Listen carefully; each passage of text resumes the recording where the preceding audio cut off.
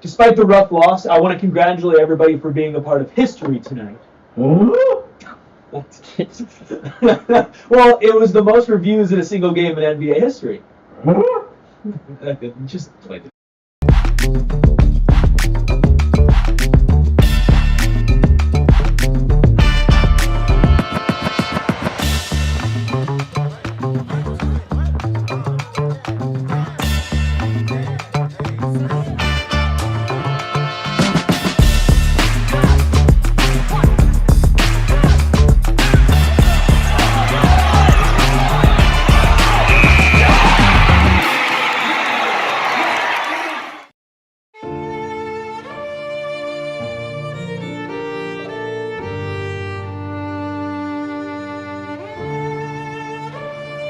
Psychos and Sickos unite for hopefully you can hear me edition of the PHNX Suns post-game show. Not used to hearing this music on the PHNX Suns post-game show, but they do fall to the Miami Heat 127-121. And of course, we are always brought to you, win or loss, by our friends over at Bet365.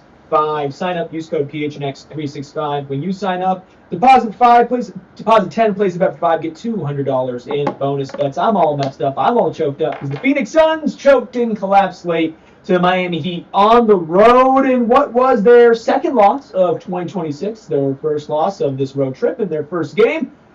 In a very chippy, very long game. Hit the like button, hit the subscribe button. Hopefully our mics are working right now. How are you guys feeling about this loss? I'm disappointed, I think, in the way they came out of the gates. We talked about a lot of things. I know we will revisit the keys at some point tonight, but just the fact that there were a lot of little things that they didn't do right in the first half, and then falling behind by 17. I said that the first 5 minutes in the third quarter were crucial, and they did what they probably should have been doing all game at that point in time of the game. And it's just kind of one of those things where, like, wow, where was this earlier? So that's kind of how I feel. Disappointment there, but I think you're going to win all 6 games.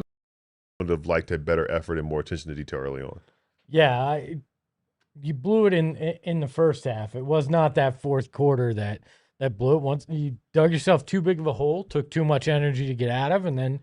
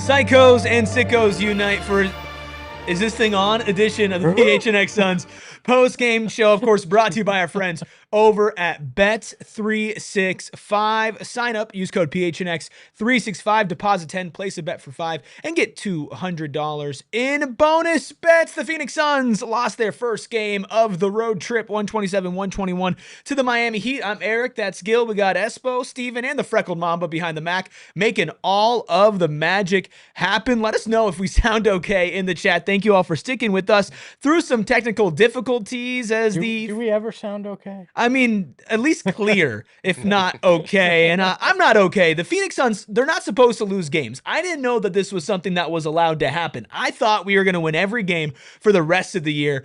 But this one did sting a little bit. The comeback in the second half, collapsing late and blowing that, chippy, so many reviews. How are we feeling now that we're just a measly 8 games above 500? You know, I was more upset with how they played in the first half than I was with what happened in the fourth. I mean, you played your ass off to get back in this game. You dug yourself a giant hole, and I think you just ran out of gas in the end. It was really that first half, and in particular, what you saw with some of that defense in the first quarter that did you in. Yeah, the first half you give up 71 points. I think they allowed 62% field goal shooting in the first quarter. So a lot of these things, 64% field goal shooting in the first quarter. So, the comeback was valiant. This team never gives up. But the whole thing that I kept thinking in my mind when you're scratching and clawing back from 20 down is you shouldn't have been down 20 in the first place, because a lot of the things that they did in the second half to get back in the game and eventually take the lead, had they just paid attention to those details and played that way defensively and given that little level of effort, we're probably having a much different discussion right now. So I think it's more disappointing than anything because you wanted to start the trip off on a better note. Yeah, this is left too much room for whatever that was as far as officiating and not necessarily being your sharpest in terms of your controllables in multiple moments. This is a game that lacked the execution at a sustained level that they typically have shown, especially in this New Year to have. And I think this is going to be one of those games that when they look back after this road trip, 3 or 4 moments in this one, like, man, we changed that, man. We don't make that decision. This entire road trip could look different. And that thing about execution, they looked sleepy. They looked like Yeah. they were like, they were still on mountain time when they first started the game. And eventually they got up to speed in Eastern time, but it took them a half. Or they enjoyed Miami a little too much. Or that. It was unfortunate. It wasn't the Suns that we had come to love in that first half. Miami was just getting whatever they wanted, whenever they wanted. And this is a Miami Heat team that had struggled on offense as of late, but overall in the season have been a very effective offense. Bam Adebayo was hitting threes, which isn't something that usually happens, especially at the rate that he hit it in that second half. But a lot of times it was like these defensive rotations. I think about at the end of the game when Dillon Brooks helps all the way off of Norman Powell, who hits a massive three to go up late. And it just felt like these small mistakes added up for the Suns over and over and over again. And to give them credit, they did fight back. They did claw back. Their defense picked up in the second half after going down 20 on the opening possession. They were hitting shots. They found that momentum. But once that kind of petered out a little bit, they didn't have a solid foundation to rely on tonight, which is what they usually have had. It was a moment of greatness and then 3 quarters of, honestly, uncharacteristic basketball from Jordan Ott's team. Yeah, turnovers in that fourth were sloppy. They just couldn't wind up taking care of the ball, which was part of how they got back into it in the third and forcing turnovers. It just, sloppy basketball. And this is one of those games that no moral victories, but they definitely will learn some lessons out of this that you hopefully take on for the rest of the road trip. When you talk about turnovers, the 2 come to mind immediately. The Bam steal on the inbound for a dunk, either cut it to 1 or put them back ahead. And then Grayson catches the ball out of bounds with a foot on the line on the inbounder. And I'm thinking, those are like, again, controllables, details. You have to execute inbound plays. And it doesn't matter if you're up 20, down 20, trying to come back from down 20. Executing inbound plays are the simplest things that show that level of attentiveness and are typically things that we see from this team. So turnovers like that really, really get you, especially because both of those came in very crucial spots. And again, we're just not used to seeing that from this team. Yeah, for me, Ayrton, if the keys are ready, we can just bring him back up now and knock that out. Key number 1, guard your yard. When you aren't able to sustainably guard your yard over the course of 3.5 quarters, that's how you get an overreaction from Dillon Brooks that leads to that corner 3 that you spoke to, Gil, as far as Norman Powell knocking down that 3 to pretty much ice the game. There's wear down effect with that, but there's also, with each time that it happens, there's a little bit of an overreaction to where guys want to anticipate. But when you anticipate, sometimes you don't always have to do that. That was an inopportune time for that to happen. That's kind of why Miami is still a team that's going to be in the thick of things in the Eastern Conference, because most teams don't have enough guys that are going to be able to consistently contain the ball. But go back to who had the ball in all those possessions a lot of times. Jaime Jaquez. Davion Mitchell ended up leaving the game with a shoulder contusion. So naturally, one of their next highest volume ball handlers that isn't Bam or Tyler Hero is JJJ. And he did exactly what he's been doing for a majority of this season, which is why he's largely in the most improved and 6 man of the year races, respectively. Being able to just take advantage of guys, a little bit in the post, a little bit in isolation, a little bit in pick and roll, but they were targeting Grayson Allen. I'm pretty sure I'm waiting on the numbers to load up now. His highest in terms of guarding screens or even just guarding an ISO was like 9 this season. I imagine he was significantly higher than that in terms of volume tonight, even in the fourth quarter alone. That's what the issue was. They weren't able to contain it. They weren't able to be early enough and help. They were kind of chasing possessions defensively. Yeah, the one that bothered me the most was Hawkes came down the lane. Mhm. They all kind of collapsed on him and left. I'm blanking on his name right now. Open in the corner. Norman Powell. Norman Powell. Thank you. And that was egregious to me. Late in the game, you don't rotate well enough. You collapse. It was just a mental mistake by the defense. One of those things we haven't seen a lot, and that to me was indicative of this entire game. I think the other part of that too is we talk about the Suns and their spacing a lot. If you look back at that play again, where Norman Powell was in relation to where the next closest Heat offensive player was, super high in the slot, that's far too steep of a rotation for that guy to be able to get there on time to cover up for Dillon. So that's their offense. We talked about their offense in pregame. Spacing is great. The driving angles are all there. That makes that usual rotation where you're able to be on time another 2 steps further than it typically is. And you kind of get daggered with one of those things that you've done to your opponents a lot all season. And to both of your points, I'm looking at the play-by-play rundown right here. 321, Bam Adebayo, assisted by Jaime Jaquez. Next bucket they had, assisted by Jaime Jaquez. Next bucket they had, assisted by. He had 5 straight assists, and it was back-to-back buckets to basically engineer that lead. Those 5 buckets they took the advantage. So at a certain point, you know that he's driving. He's not looking to score. He's looking to set up Bam. He's looking to set up Norman Powell. Force him to beat you. At a certain point, look, don't help that hard. You know what Norman Powell does. You know where he does it from. You know what Bam has been doing, the way Bam shot the ball, and that's on us, hand up. I was worried about Kel'el Ware's three-point shooting. I should have been worried about Bam Adebayo's three-point shooting. Hit 4 threes tonight. But, again, I just think that, kind of those details, staying mentally sharp, and I think that's where all the effort and how taxing it was to come back from 20 down, but also the chippiness, the extracurriculars that were happening. I think that kind of took away some of that mental sharpness that we typically see from this team to say, hey, this guy's assisted on 4 straight buckets. Maybe on the 5th one, let's just see what he wants to do if we just don't help hard off of this guy. So again, correctable things we probably won't see from this team again, but definitely worth pointing out. Well, and I think I can live with the basketball mistakes because this team has proven, and we talked about it a lot in the losses that we saw more of earlier in the season, but are still sprinkled in here or there, is that they grow and they learn from it. This isn't a team that really repeats mistakes a lot. Obviously, all teams have weaknesses that can be exploited, and that is more of a theme with every team, not just the Phoenix Suns.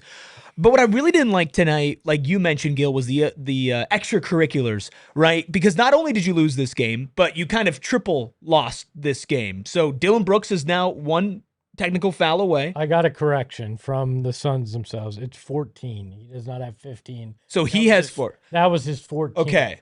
tonight. So he's 2 away from a suspension, not 1. Okay, he's 2 away from a suspension. Maybe that one gets overturned. But also late, Dillon Brooks on his one-handed 3 shot. The follow-through pulls Andrew Wiggins down. That is a flagrant foul. That basically puts away any small chance the Suns had at winning the game. And then Devin Booker, who, we'll talk about the injury here in a second. He'll likely miss at least a game with the way that he was looking at the end of it, limping. But him and Pelle Larsson getting into it in the middle of the game, which is I get that Book was frustrated and the refs were not really great or consistent tonight, and that's got to be really frustrating for a guy like Book and for Dillon Brooks, but you've got to find it within yourself to control yourself, especially when you have the momentum and you have the control. I felt like those were 2 moments in 2 different parts of the game that helped Miami get back into it, and then the Suns were just failing to let them not capitalize off of that. That's Devin, though. He tends to have that overreaction sometimes when somebody gets under his skin, where it presents itself either in a technical foul because he's jawing at the ref, or in he's rage baited into fouls essentially that can slow it down. And we know that's the Dillon Brooks experience that we saw there on that play. There's no reason to even make contact with Wiggins, let alone actually grab on to his arm. It's just dumb, and you hurt yourself, you hurt your teammates, and I understand you've got to accept that with Dillon. That's part of it. But I'm guessing he's going to do a little bit more soul searching again. I think that, yeah, thinking about Book specifically, I think that's the next step in his growth and maturity as a player, right? This happens, is in a pattern of these things happening. It doesn't happen that often, but there's a potential for it to happen. I think being on this team specifically, knowing, hey, they're trying to do to us what we typically do to other teams night in and night out, you should be able to identify that much quicker, because we talked about it. Steven, you hit on it before the game. This is a physical, scrappy Heat team, Heat defense that has had this mantra, this reputation since as long as we can remember. You know what you're going to get into. You only play them twice a year, but you know what it's going to be like every time. We've always said this is an annoying team to play. It likes to get under your skin. I know it's worse when your shots aren't falling as much as you probably want them to, and your ankle's feeling a little sore too.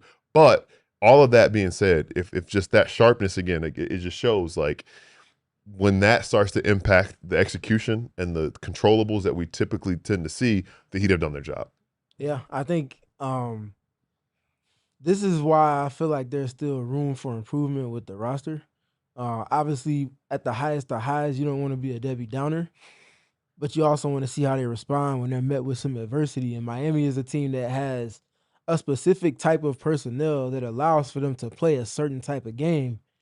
Come playoff time, it might not necessarily always be, or even play-in time potentially, might not always be a team that's playing isolation to the extent that Miami is. But when you get to the final 5 minutes, it's going to look a lot like that. They have a primary ball handler that they like a matchup with one of your maybe not as strong perimeter defenders. And what are you going to do about it? If they can't stay in front of them or prevent the blow-bys like I talked about in pregame, which there's no defense for, you're always going to be chasing a possession defensively. And if you're not able to kind of corral that, contain the ball, if not, or just outright send it to some help that's waiting on it, it's going to be hard to kind of navigate that. So this is, again, a documentable moment, not something to, oh my God, the Suns are garbage. No, it's not that. But this is kind of a flaw in roster at times, because look at who they were closing in the game with today. How many point of attack defenders do you have in that unit? There's just one.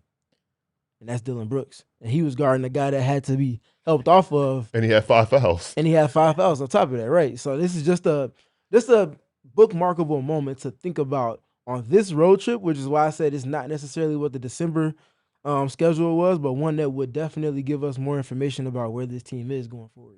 Well, and that all these games before the trade deadline are exactly that. You've got to pinpoint, are there weaknesses? Are there things that you need to address? And how could you potentially go about that? Tonight is one of those data points that you're definitely going to have to look at to determine it. And I think this is a team that is another one of those unique matchups that maybe this roster just isn't fully constructed for. We talked about the two bigs, one of which, again, we didn't think it was the one that would hit the threes tonight in Bam, but one of which could stretch the floor, which changes the dynamic for Mark overall and for the defense overall. And that's something I think that they're going to have to consider as the trade deadline comes. And that's the thing for me. It's less about, like, the double big is what it is, unless they're able to find someone that's available that they can actually bring in without giving up the entire house or the kitchen for them, because they don't have a full house of assets to give up. Yeah.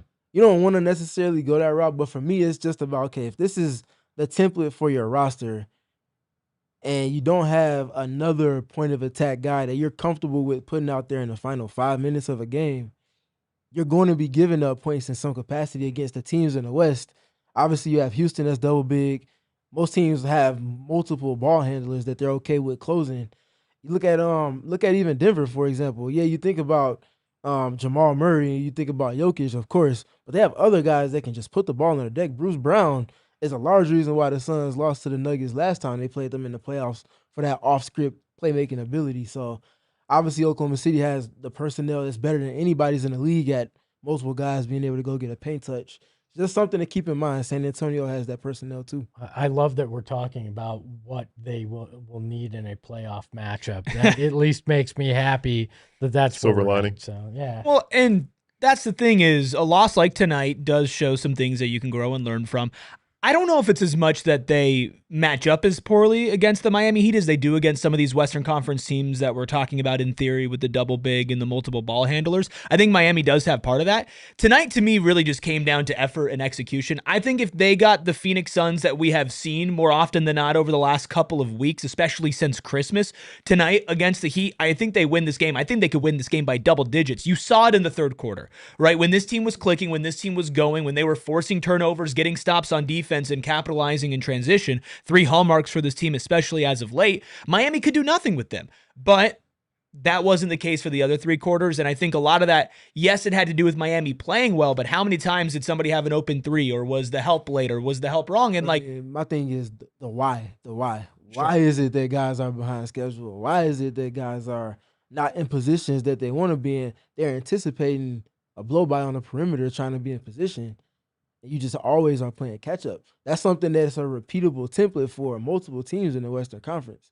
That's why I'm hammering home you need more point of attack guys. Not necessarily needing to spend all of your capital on a top end guy, but you need another body that you're comfortable with playing in the final 5 minutes. They lost the game in the final 5 minutes. Like Miami scored 35 points, and you detailed a lot of how they got those points. Paint touch after paint touch after paint touch. That's something that a lot of the Western Conference teams can do with multiple guys. Yeah, and I mean, you also partially lost this game because Bam Adebayo turned into Steph Curry. Steph Curry too, that matters which too, was unfortunate. But we have a lot to still get into. We'll give our due to the night. We'll give our blue collar boy. We'll read your super chats. We'll keep things rolling here on the PHNX Suns post game show. As yes, they did lose a game, if that was even allowed. I guess so. We'll keep it rolling on the other side of our first break. Look, maybe you want to get away. The Suns are on a road trip. Maybe you can't afford to go super far on a road trip. You can always check out Gila River Resorts and Casinos for a staycation. And now you can drive into excitement with the fabulous Corvette giveaway running January 16th through April 24th. That's 4 casinos, 4 Corvettes, and 4 chances to win big at Wild Horse Pass, Vequiva, Lone Butte, Santan Mountain. You can qualify on Tuesdays, Saturdays, Thursdays, and Fridays with all sorts of different competitions and ways to enter, plus exclusive giveaways throughout the entire promotion and the grand finale at the end of April. They're giving away a Corvette on April 27th, 28th, 29th, and 30th. You can get more information at playatgila.com, and maybe you don't want to get a Corvette, but you can just go hang out, kick your feet up by the pool, have a nice resort vacation, have a nice meal, or come hang out with us for a PHNX Suns watch party. So don't miss your chance to accelerate into luxury, play, earn, and win at any of their 4 casino locations. You guys were here before the show, right? You were my witnesses. I got smoked in the head with a basketball by Eric, correct?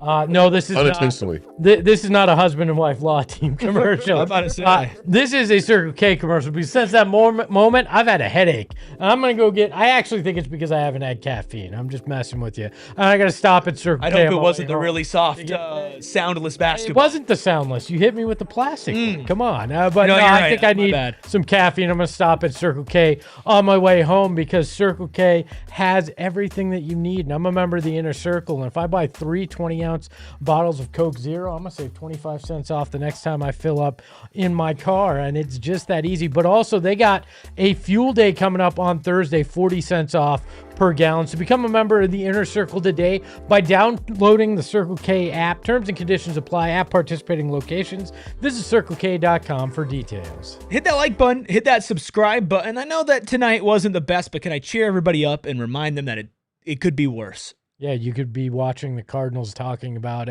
coaches right now. Rob Dillingham posted on his story at halftime today. Oops. Hashtag Timberwolves culture. Now, the Wolves did pick up a big win against Milwaukee, so I guess maybe he was just celebrating at halftime. Houston picked up a win over Chicago, and the Lakers are currently playing the Hawks. That Houston win, not great for the Suns with a loss. I believe the Suns drop back down to the play-in. I'm glad we had our fun while we could the other day, but still in the midst of that fight. But as far as the Suns tonight, let's go ahead and take a look at some of our super chats. Here, we appreciate all of you sending super chats, including Riddle, who's so consistent with a $9.99 super chat, says the Suns defense is frustrating. They let opponents walk the ball up the court, overhelp, and leave shooters wide open. The centers don't contest at the rim, and careless passes lead to easy turnovers. Is this a synopsis of just the first quarter tonight? I mean, I haven't think done that this year. That's pretty accurate for tonight, but overall, I disagree with that on Yeah, I like was gonna the big say, picture. I think the bigger picture thing is that they didn't do the things that their principals have shown to make them good, or the reasons why they won so many games in tonight's game. Their pickup points weren't the same tonight. They weren't picking up guys on the other side of half court as frequently, and they weren't weaponizing the shot clock like we spoke to on our recent 3 p.m. show. They weren't doing those things that make a team have to work harder late in the shot clock. And those shots that they're getting to Norman Powell that's getting the ball with like 9 or 8 seconds left, it's different when he's getting it with 4 or 3 seconds left. There's a different type of pressure that comes with that. And the Suns didn't have that containment of the ball, but also that pressure on the ball, which usually lends itself to them being successful late in games defensively. Yeah, and a step slow on those rotations. That was tonight, but that's not them normally. It's tough after we waxed poetic about the defense yesterday. We did it. We'll take the blame, but I mean, giving up 71 points in the first half, comfort is the word I want to say, because like you said, you're not doing what you normally do. Team gets comfortable. They see one go through, they get an easy one to go through. Now you have a hand up. It doesn't matter. I've seen one go through already at this point. So that's the thing. Allowing them to get comfortable offensively, I think, was the demise for the Suns tonight. It felt like the wear down effect worked against them because they weren't doing the things that align with their principles. So instead of you wearing down on them with your pressure, they wore down on you with them getting paint touch after spray to a 3 +1 passes all over the place.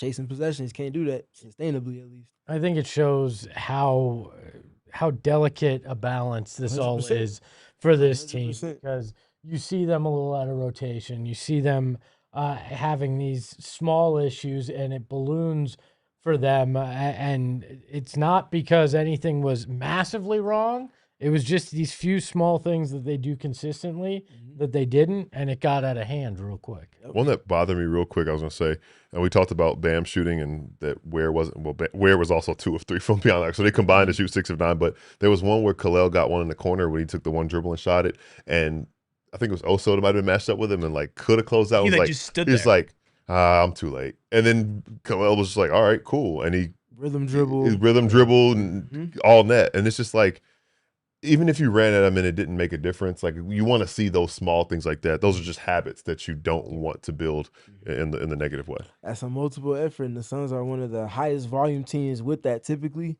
It's another example to your point of they're just not being in alignment with the things that have made them a really good team this year. Yeah, and look, as much as we want to be like, oh, the Suns, they always do this. And tonight they did fight, and they always will do that.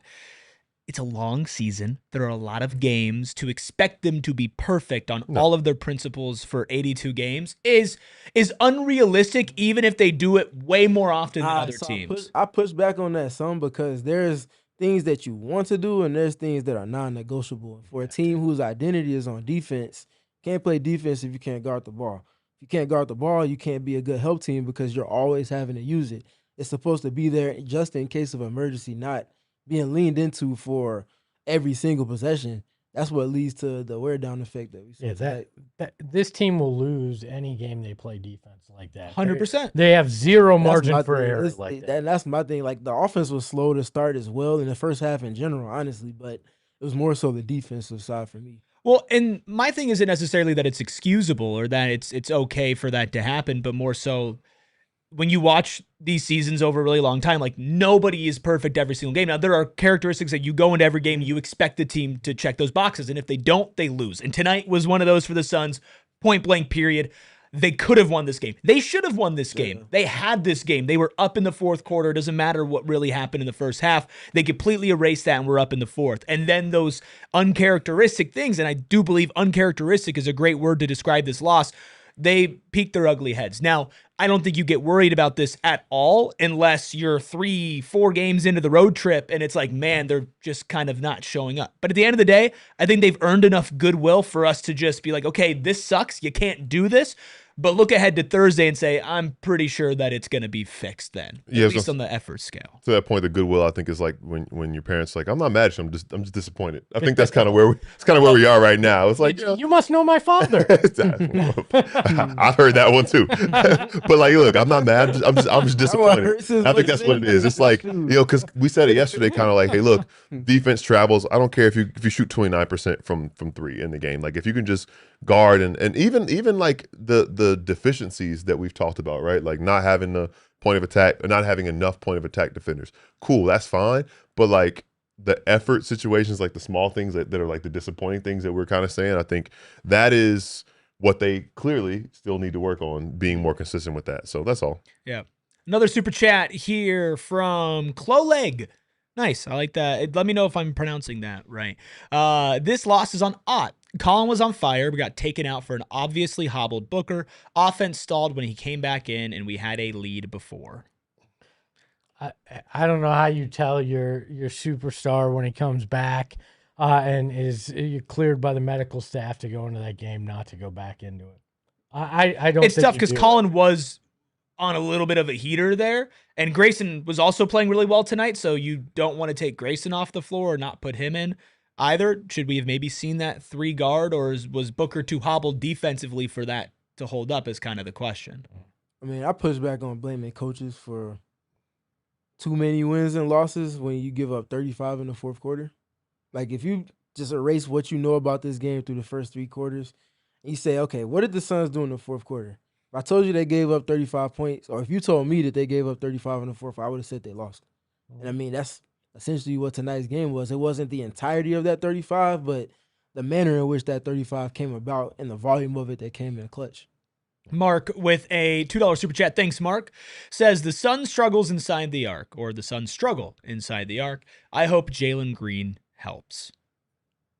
I think he will. That's what his game's predicated on, is pressure on the rim. I did hear something interesting though.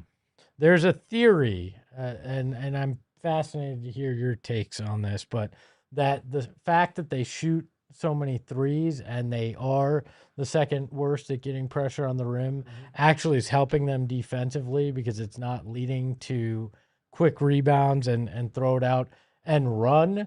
Do you think that would change the equation if Green comes in and they have more attempts at the rim but more misses, that it's going to impact them in that way? I think it's a balance there, because think about those moments where early in the game the offense was stalling out because it was moving slow, but you didn't have someone that could just always go and win.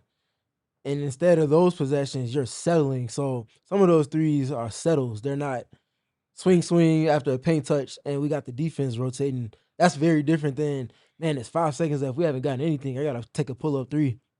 Where when Jalen's on the court, okay, 8 seconds left, nothing's happened. Cool, y'all get out the way, and you might get an opportunity to knock down a wide-open shot. But if not, I'm going to go get a paint touch because I can blow by my man, and then we'll figure it out from there. I think that part will help. And like we talked about yesterday with Mark and with Oso, you got someone that can consistently put pressure on the rim. Bigs are going to be wanting to cut that off. If they go to contest and the shot goes up, who's going to be able to help against a 7-footer like Mark Williams that's going for that putback like he did tonight multiple times? Yeah, a lot going on tonight. We do have some awards to give out. Let's give our blue-collar boy of the night to the guy that you were just talking about. Let's give it to Mark Williams. I still think that might be the funniest headshot that we have of anybody. I don't know why. It just looks funny to me. But Mark tonight, I thought had a good game. Obviously not a perfect game. I don't think anybody played a perfect game tonight, but he did reach over the 30-minute mark, which is interesting. 31 minutes for him. Mark. The 30-minute mark. That's his new nickname. 30-minute mark. 18 points and 14 rebounds. 6 offensive rebounds, at a steal, an assist in there as well for Mark Williams. A couple of big offensive rebounds to keep possessions alive. There was a point where they were actually looking to find him on offense, and he was helping them gain that lead or get closer to that lead in the third quarter. I thought Mark played a pretty good game against a tough matchup in Bam Adebayo, and he has struggled against shooting bigs sometimes this season. I thought he held his own at least relatively well compared to the rest of the team defensively tonight. A lot of blue collar activity from Mark tonight. When you scrap and claw from 20 down, you need a lot of the things that Mark was able to do tonight. Like you said, the offensive rebounds, keeping possessions alive, control taps, kind of getting his hands dirty tonight was one of those things, and looking comfortable doing it. We had been a little concerned lately just with his finishing, with his temperament on the court lately, and he looked more confident. Like maybe, I don't know what it was, but finishing around the rim and finishing through people, just all in all, doing things at a much more efficient level and level. He just looked more confident in himself tonight, in addition to doing a lot of those things that allow them to come back. Yeah, Miami being a high volume switch team, no different than the Suns, maybe a little less on volume, but especially when Bam is on the floor by himself, they're switching everything.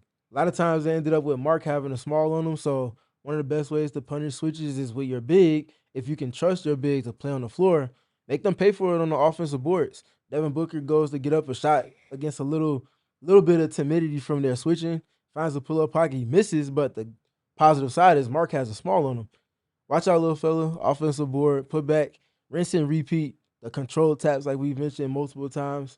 And then I also liked early in the game, while they were trying to kind of test the waters and figure out their defense, he was patient on his catches. He wasn't catching and going right away. We saw a short roll read earlier where he kicked it to the corner. And I think it was Dillon, maybe knocked down the wide open corner three off of the attention from the switching up top and then him having the small on him on the roll. Those little things matter because that's a playoff style defense you were going up against. These in general today were playoff reps. Positive or negative, offense or defense, that's a playoff team that plays a playoff brand. And you got to learn a lot about yourself, and Mark fared well tonight, I would say. I know you both mentioned the controlled taps. My favorite one tonight was he hit one off the offensive glass, knowing he wasn't going to be able to get to the ball. But if he tapped it, he was going to have that second chance. And those are the little things, the blue-collary things that can make the difference in getting you back in a game or letting this just be a giant blowout. And he did those. Kind of like what you said, Steven, the playoff-like game, obviously stylistically, but I also think from an opponent's perspective, this is a Heat team extraordinarily desperate for a win, right? Going on a losing streak after playing pretty decent basketball and returning home, right? A lot of times in playoff series, okay, your first game back at home, you've lost 2 in a row, your back is against the wall, you need to do anything to win, and what do we always hear about the Heat, to the point that sometimes it's joked about? It's Heat culture, right? And Eric Spoelstra, the longest tenured head coach in American sports after Mike Tomlin got fired. This is one of those games that you go out there, you say, like, we are full stop putting everything out there and playing our best to get a win tonight. We're on a slide. We're back home. This is a good Suns team. This is not a Suns team that players sleep on anymore, that coaches or whatever won't prep on as much anymore. So I think the desperation was in the air in South Beach, and Miami played like the more desperate team tonight for 3 out of the 4 quarters. That was sweat, bad perfume, and cocaine. That wasn't desperation. I think that's the brand of the perfume was the desperation. I think it was that one woman on the sideline dressed like a Belle from Beauty and the Beast on an acid trip. Desperation feels like what probably the ticketing department at Miami has, because nobody was at that game tonight. It was bad. I mean, the other thing, we got to make sure we mention Mark's defense as well. I feel like that's where most of his impact is going to be felt on most nights. Him being tasked with guarding Bam and Bam knocking down some of those threes that he did, like, that's part of the equation to the loss today. But when Bam was inside the arc, he wasn't having the most fun. He tried to post up Mark multiple times. You can talk about the doubles that Dillon Brooks sent, and they have that license to go from different spots on the floor depending on who they're guarding to take the ball out of the post. The team, I think they're maybe top 6 or 7 in blitz percentage in the post. That's akin to what their identity is. But you can't double team, you can't blitz effectively if guys can't contain the ball to start that. And I think him being able to contain it well in the post, multiple moments with Bam Adebayo doing that mattered a lot. He also had some good moments and help too, anticipating guys getting blown by. Like we talked about early on, it wasn't as effective because they didn't have to rotate so often. It was early in the game. Couple peel switches we see, a couple of times where he's just early in help, waiting on someone, and that ends up walling off a drive, and they have to make an extra decision. The Suns get a stop from there. Those things matter when you're talking about just finding margins to win over the course of a game. We have given out our blue-collar boy of the night. What about our dude of the night? We'll name our dude, and we'll wrap things up on an unfortunate PHNX Suns post-game show after a loss, and we'll do it on the other side of our final break. Look, sometimes life throws the unexpected at you, like the Phoenix Suns actually losing a game. And when you find yourself in an accident or getting a serious injury, the lawyer you hire matters. And it matters that you reach out to Mark and Alexis Breyer, not only because their team brings hundreds of years of combined trial experience with multiple certified specialists in personal injury and wrongful death, but because they're proud to make you and all of their clients guarantees, or as somebody would say, guarantee. You can cancel your fee agreement at any time for any reason. You'll receive at least as much in your pocket as they receive for their fee, even if they have to reduce their attorney's fee to do so. Plus, you may speak with one of their lawyers as often as you choose about anything you'd like to discuss, and they'll always tell you the strengths and weaknesses of your case so that you can make the most informed decision. So if you've had a serious injury, call the husband and wife law team first at 602-783-8841. That's 602-783-8841, or visit their website at the link in our show notes and tell them that PHNX sent you. I feel like Charles Barkley should sue you for that terrible impersonation you did. Fair enough. There. Brandon You ain't Bills. getting Brandon Bills, you're new here, Gil. You're starting to get these hats that we're giving you. How do you like your Brandon Bills? It's very comfortable, like breathable material. I enjoy wearing it. I haven't 10 out of 10 no notes. This is a man who learns really quick, Steven, because that's how you speak about one of our sponsors. I love Brandon Bills. I know Steven does. I know Eric does. Yes. I'm a hat connoisseur. I own way too many of them. You can just ask my wife. And more of them are becoming branded Bills because they are the most comfortable hats. I've got a lot of the more athletic ones that have, not that I'm athletic, but they have the holes on the side. But this is a new new fit from Brandon Bills with the PHNX logo. I'm loving this one too. Nice little form-fitting hat that looks great. You can get those at our shop, but you can also get all your hat needs at Branded Bills. You can head to brandedbills.com.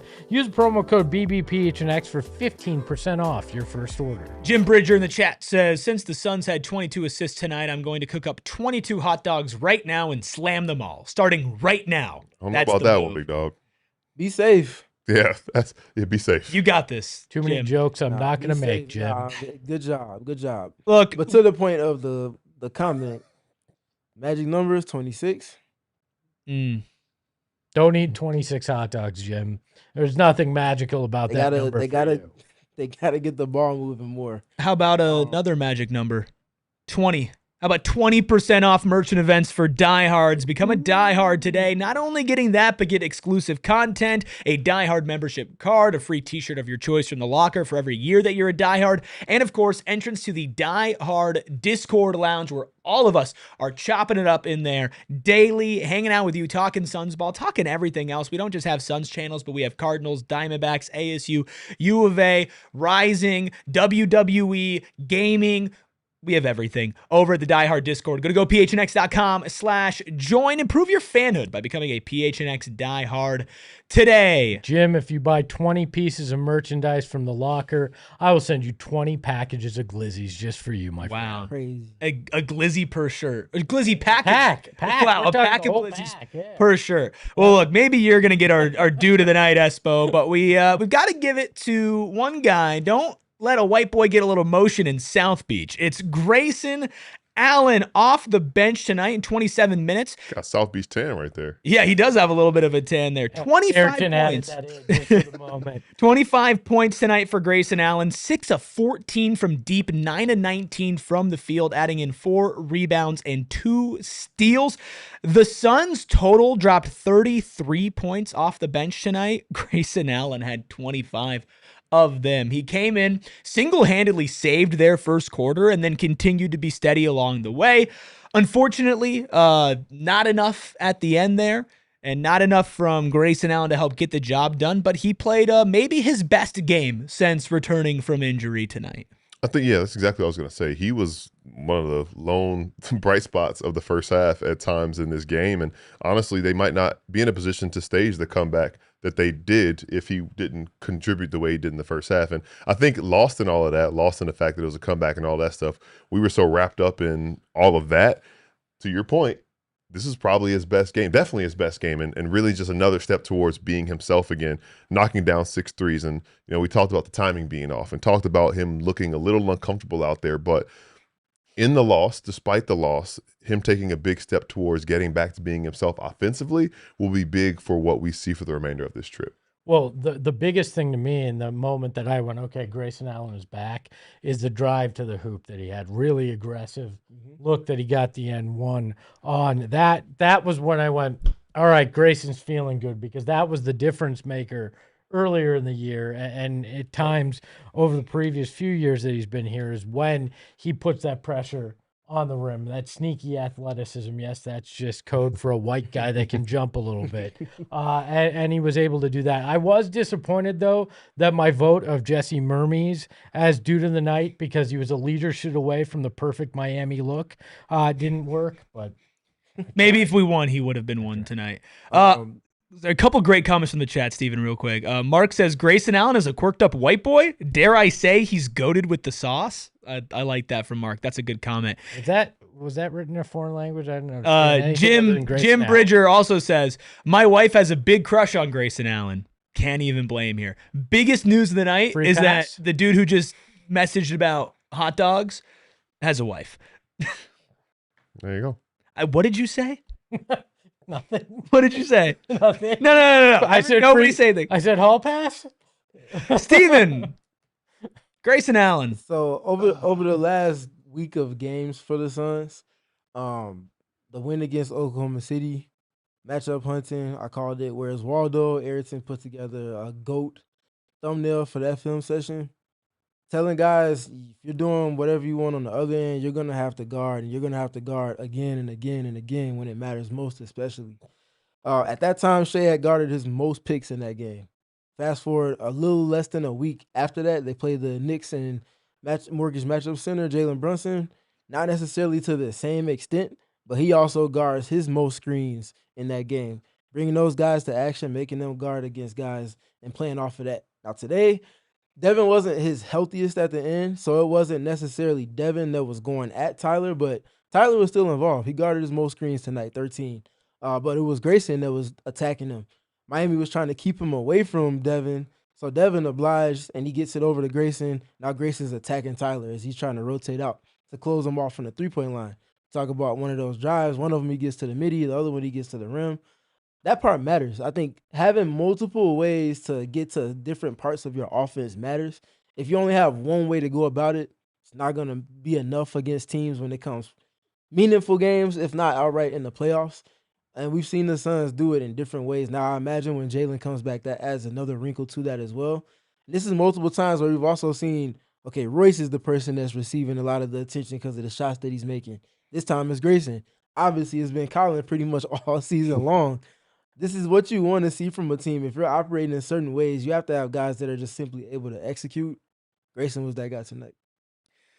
The chat is killing me. I'm not going to read the Jim, rest. You sicko. Well, Chris might be the sicko here, honestly. Yeah, no, he's the psycho. So here's the next thing we're gonna do. And Steven, I have some beef with you, okay? Or at least I have a you got beef with I got a disagreement with you. Why you got a problem with me? And you know what? I'm gonna set you up. I'm gonna set you up to defend yourself, okay? It's time for our Love the Play, presented of course by Arizona Lottery, play and gift today, if you're over the age of 21. Now, we were talking about this while we were watching the game, and Steven, you picked a play that Look, man, get out your feelings. No! Get out your feelings. Tell the people what you want to give the Love Get to out your Play to feelings, today. man. Miami's on a run in the third quarter. The Suns get a turnover in transition. Devin Booker is in numbers disadvantage against a rim runner and a guard.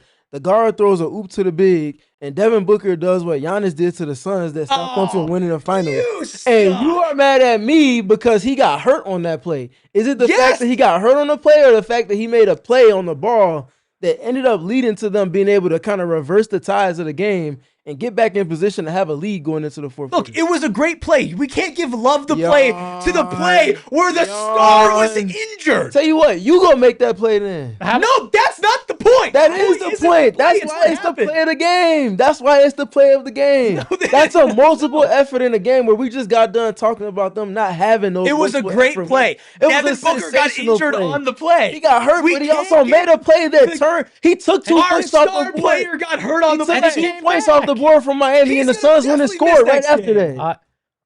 He gave them a chance to win this game, making them play like that. There are two things you a Steve will get doctor fired up now? about. This and lemonade and whiskey, and that's it. Those are the two things that he's passionate about. We got a doctor down here. Just because he spent 8 years at ASU, he thinks he's a doctor No, now. you want to bet me real life American cash right now that Devin Booker plays against the Pistons? Crazy. Real life American currency. Screw him. That's what I'm saying. Okay, so now I'm what with if you, he- Steven. so what I if thought he- that was it. So what if he still ends up playing on Thursday? Then he's going to still be clearly. He was clearly hobbled in this game. You don't still- he pick love to wouldn't- play for the play that injured Devin Booker. Man, Steven, oh you my gotta God, I choose. didn't know there were technicalities to picking what This the is play the of most game important was. thing. Man, get out of here. Hey, if everything's the most important thing, nothing's the most important thing. Now You you're gotta have catching that on. rule. What you're play are catching you on. picking over that one in particular?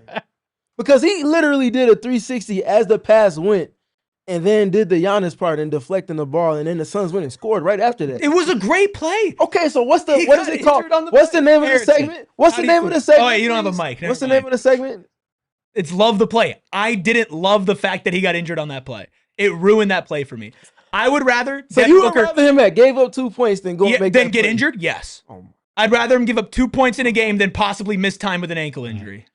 I feel like we have to score this bout. After 12 rounds, You're I'm give gonna it to him. I'm gonna score it 12-11. Steve, and I was gonna call him Steve, but then I thought that's just rude. Then that would have been. Who would do that? again? Who did? Where are you, Gil? Where do we go? I'm close to no decision here. That's Listen, not how man, this we works. can't talk about leadership and selflessness and Don't giving your let body up. Steven not If get you're a winner not decided. going to celebrate the fact that, okay, yes, you got hurt, but you Participation put trophy, your Steven. Superman cape on to help your team at a meaningful moment. That's a love to play for me. You talk about You're Devin just Booker, ignoring the if other you're part of talking it. about I'm not Devin arguing Booker, with the first No, part. the other part of the play is that they went and took 2 points off the board and went and scored Steven, you're themselves. raising your voice a That's little the too other much. part You'll of be it. okay. And there's I know that ain't who I think it is. Stephen I A. know that's for not young who- Gardner right now.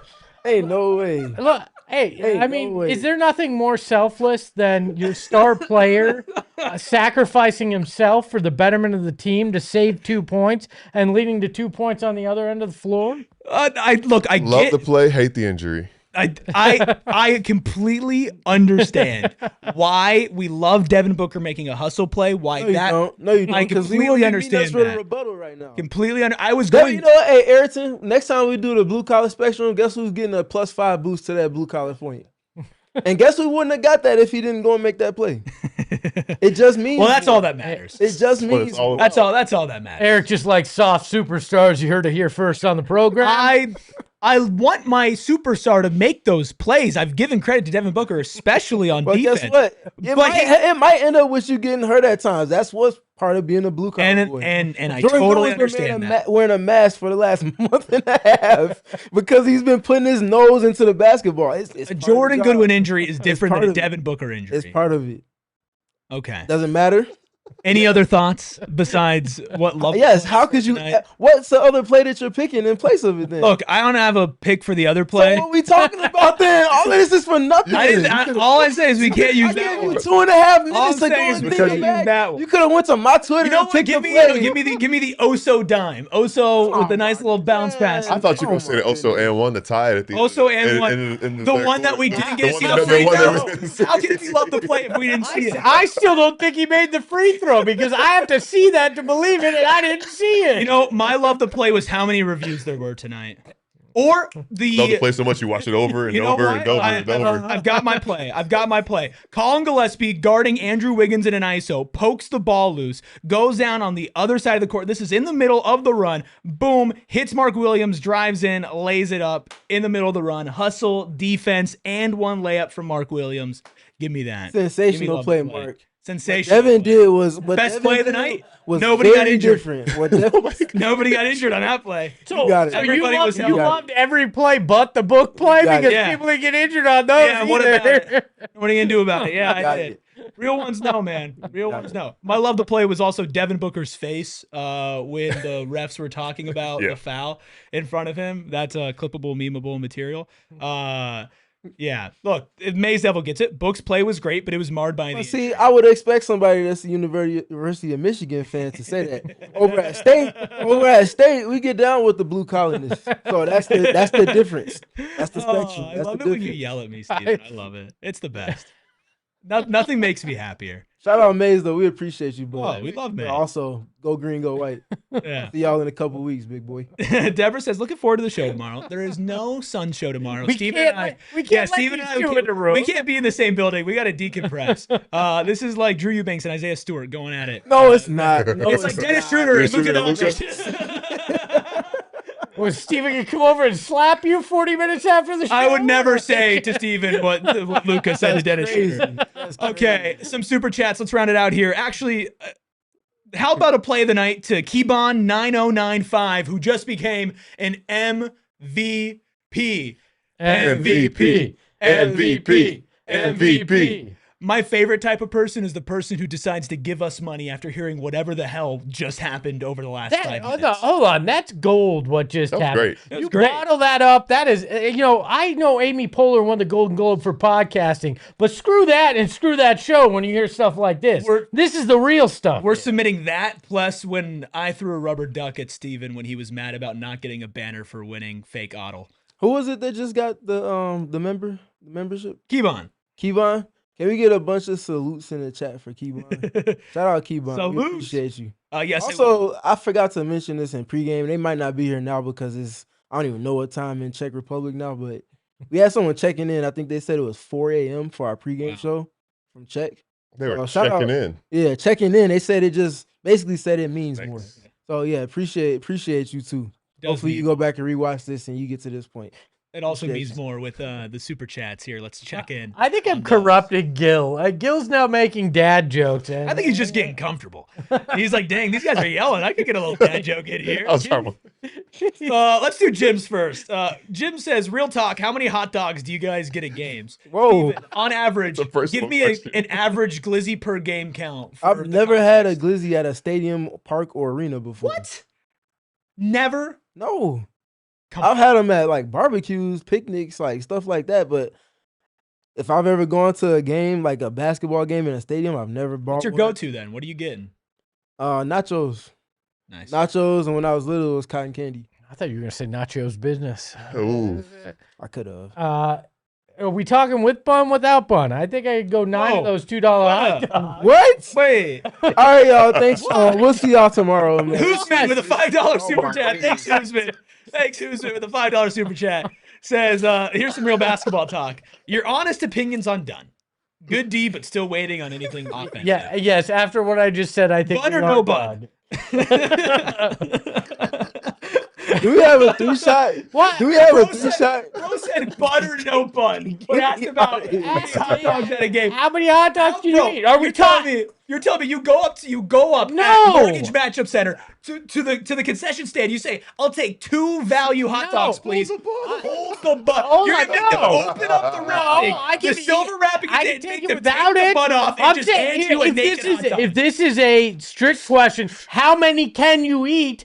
I need to know the parameters. Because if Okay, it's give us without a an bun, honest you bun gotta- I or would with probably do Give us a 10. without Without a bun, bun, I and think then it probably how do many 10. how many with bun? Probably 6 or 7. You know, on the PA, like, if you see something, say something, call it usher. If they see you with the Bro. bunless hot dog, they're calling the usher. It's like, As we got his 8th hot dog in the first quarter, he's throwing buns at the gorilla. No, Go and I are tight. I wouldn't throw buns at the gorilla. Do you think they would only charge you $1 per hot dog if you? No, asked I'll for pay the bun? full $2 price. I just want to know what the challenge is. Mace Right? Devil says, "Let me get 2 value hot dogs raw." Hey, you think Matt Ishbia cares if I'm paying $2 for it with the bun or without? No, he wants the $2. All right. No, Odin says no buns is crazy. oh man, So man. Ryan, Hey, that should be. We should have Ryan that bun. as a. No, we should, Ryan, no bun or bun. we should have no buns as a side podcast, like our friends. No, let's not. Let's not do that. Let's make it audio only if we do. Thanks for the super chat, Jim. $5 super chat from Hoosman. Thanks, Hoosman. Says, your honest opinions about Dunn, good D, but still waiting on anything offensive. Well, speaking of offensive, Espo, do you have anything else to say? Bun or done or no done? No. Look, when it comes to Ryan Dunn, I've said it a lot. I think we expected too much of him based off of last year. I think he has not progressed as much as you'd hope this year, and I'm not even feeling it on the defensive end as much at times, and that's concerning to me. I don't know if that's because he's no longer the guy they're looking to be that defensive stopper because you have Dillon Brooks, but overall, it's been a disappointing sophomore season so far. We talked a little bit, or I said something about like growth not being linear, and I think sometimes you think about things getting worse before they get better. I can tell you, it goes that direction. But things getting worse before they get better. And I think I'm curious because you talked about it, offense and defense and his role changing drastically from year 1 to year 2 in the league. Young players' rhythm is so important, and that applies on both ends of the floor. And I'm curious if he just finds himself in an awkward rhythm, new staff, new things being asked of him, reduced role in a lot of ways with a mostly completely different cast around him. I'm curious how that's impacted him, and maybe this is the getting worse before it gets better, and that once he kind of reestablishes some type of rhythm and understands what's being asked or expected of him in this new circumstance and new situation, then maybe we see some growth. But I think we're certainly right now just kind of in the backslide portion of it gets worse before it gets better. And I mean, this is why I said they need to find another guy that they're comfortable playing in the final 5 minutes of a game that can guard at the point of attack, because some teams in the West have 2 guys that are on the perimeter. So if Dillon Brooks is naturally guarding one of those guys, who's guarding the other guy? How comfortable is the opponent with whoever it is the Suns throwing them that's not named Dillon Brooks in those moments? You got to be able to kind of double down, and that's why I feel like there was an importance for Ryan Dunn to take more steps offensively to then allow for his defense to be more impactful, so because he can be on the floor longer and in meaningful moments. Hasn't quite hit yet. There's no guarantee that it still might not hit at some point this season. I know he's working hard at it, but this is kind of one of those moments where, all right, Ryan, you got to show it. You have a good game against Oklahoma City, knock down some threes, get some deflections and some steals, have some good moments at the point of attack. Same thing against the Knicks, but in the games in between and after those, you kind of left a little bit to be desired in pockets. Can you streamline some of that to just be consistent? If you're a consistent 6 or 8 point guy that's getting those 2 or 3 offensive rebounds that are creating possessions for your team while also getting a steal or so on defense and just being solid at the point of attack, that's enough. But you got to be able to stay on the floor long enough for your team to reap the benefits that you can potentially provide them. Well, I'm old enough to remember 2 nights ago when Ryan Dunn hit 2 threes, or hit a 3 and then had a putback dunk in consecutive offensive possessions. I think the flashes are still there, but the consistency isn't. And yes, on the defensive end, we'd like to see more out of him. But I've been looking at that offensive end, and I forget who brought it up on Twitter, but last year there was a stretch in time where like Ryan Dunn floaters off of the roll were like a pretty consistent shot for him. It just feels like that's completely stepped out of his shot diet. He seems not afraid to take the 3 when he's wide open, but afraid to look for his shot overall. And that was something that we kind of liked from him last year was, hey, we know that offense isn't coming for you all the time, but you are still looking to be aggressive. And he's kind of lost that aggression overall on a night-to-night basis. He has it at times, but like I'm talking aggressive as in the 8 shots he took against the Wizards, which is not a lot of shots. Tonight he took 2 shots and he was 1 of 2 from deep. There just needs to be a little bit more. I don't know if Jalen Green coming back helps him at all because you're actually putting more scoring on the bench. But yeah, it's been disappointing. I still believe him as a valuable player and as somebody who can be a good part of this team. But I would say in a season full of guys that have overachieved and that have kind of surprised us in a good way, he's been one of the rare ones that hasn't lived up to that as much. I think having more scoring might help him though, because it may give him easier looks, give him more opportunity with guys drawing the defense. But I think Jim actually makes a good point. No, this isn't about hot dogs. He says, I remember everyone raging about Oso in November, and now they love him. There's ups and downs for everyone. Dunn will figure it out, guys. I think that's a level-headed approach for somebody that's trying to eat Patience. I'm not panicking, man. You don't need to panic about it. These guys are working. And I think in terms of working, too, what's been working for Oso is he's had the ball in his hands more. Now, Ryan is not going to be a guy that necessarily has the ball in his hands more to initiate points of attack, but screen under, stay under is Mikal Bridges style. Screens under a guy to force a switch. That's what unlocked him last season, getting into that short roll for the floaters and to make those decisions. He can be featured that way, no different than I've spoken to about Rasheed Fleming. It's just a matter of can they find ways to get that usage out of him while also getting the ball and getting the actions that they want to get into with other guys on the floor. Any final thoughts? Yeah, can I defend myself on the no bun thing I mean, you quick? can. Real quick. It's not as weird as it sounds when you live with two people that have celiac disease. I have to order a lot of hot dogs, Okay. no buns, Yeah, it's a true. lot of times. So that was part of why the mind went there as well. So I'm not as weird. Well, I am, but just in different It's ways. just the follow up of how many hot dogs could you eat at a game to bun or no bun. It Hey. was objectively hilarious. Sometimes you got to ask the tough questions. That's what true. we do here. That's real journalism. That is what we're here for. Yeah, that is what we're here for. That's why we brought Gillen, because we needed somebody to bring the journalism chops when I say bun or no bun. I mean, I was just gonna say that. Anybody ever had a hot dog in New England before?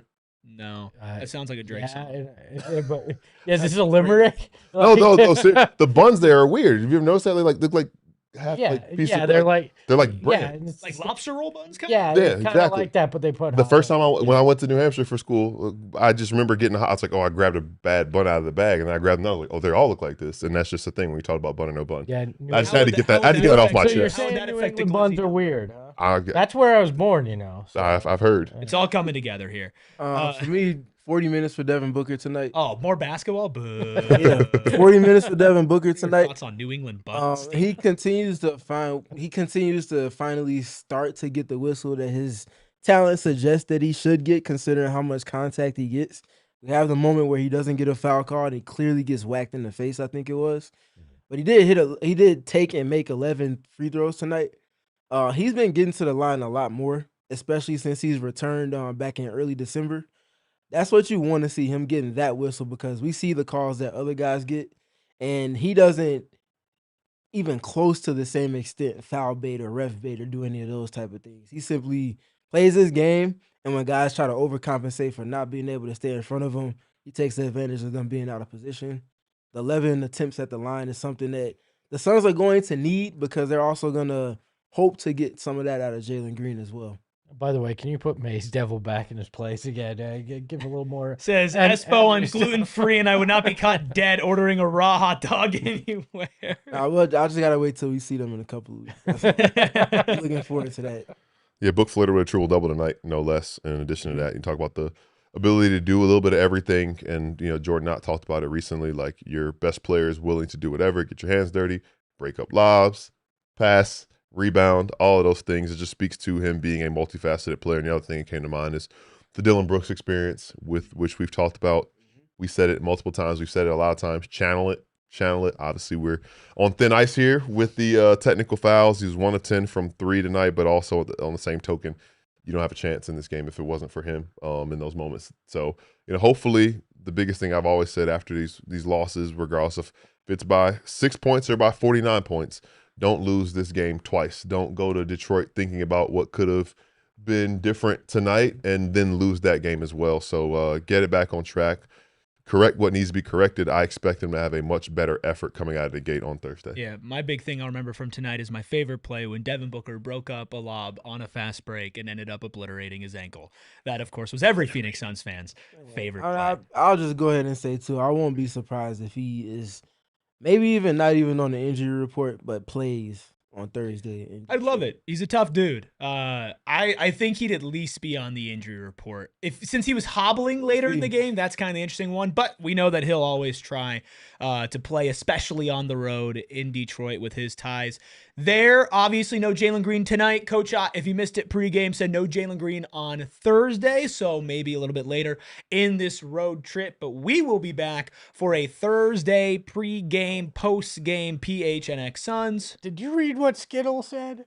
Said, my husband used to eat cold hot dogs straight out of the package wrapped in a slice of cheese. That is our wonderful diehard Sharon. And Sharon, I'm just glad it's used to. I'm a fan of you, but whatever the heck that is, especially if it's that fake Kraft single stuff, no thank you. Whoa. Oh. All right, no more hot dog talk. Let's get out of here. That made my eye twitch. Oh, my goodness. Finally, Steven's more mad at somebody else than Oh my me. goodness. Hit the like button, hit that subscribe button as well. Freckled Mama says producer Noah eats that in office 2 times a week. Bro, Noah eats cold soup straight out of the can. He'll eat Chef Boyardee, no free ads, just cold, straight out of the can with a spoon or a fork. I mean, but It's crazy. Noah's a resident 5-year-old, all right? Like, let's just keep fair. it That's true. real. Okay, let's get out of here. Follow the show at PHNX_Suns. We'll give you updates on the injury report if Devin Booker's on it or off it. We'll let you know. Plus, of course, all the updates from practice, from shoot around, from home games, memes, news, trade rumors, everything at PHNX_Suns on Twitter and on Instagram as well. Shout out to Freckled Mamba behind the Mac, making all of the magic happen. He actually messaged me, says, I also eat hot dogs without a bun, and I could take down about 15 of them at a game if I really wanted to. So Salute. show him some love. Salute to the Freckled Mamba at Freckled Mamba. You can follow Hashtag Steven no buns. at Steven PG3, loving stars getting injured as always. You can follow Espo at in the Espo. world? You can follow Gil at Gil McGregor_. You can follow me, just rooting for the health and the safety of all of my favorite members of the Phoenix Suns and all members of the Phoenix Suns at ERIKRUBY. We'll see you Thursday. I love the play with Steven undressing Eric with verbally, that is. Buns or no Ahoy. buns? We all silly like the mayor.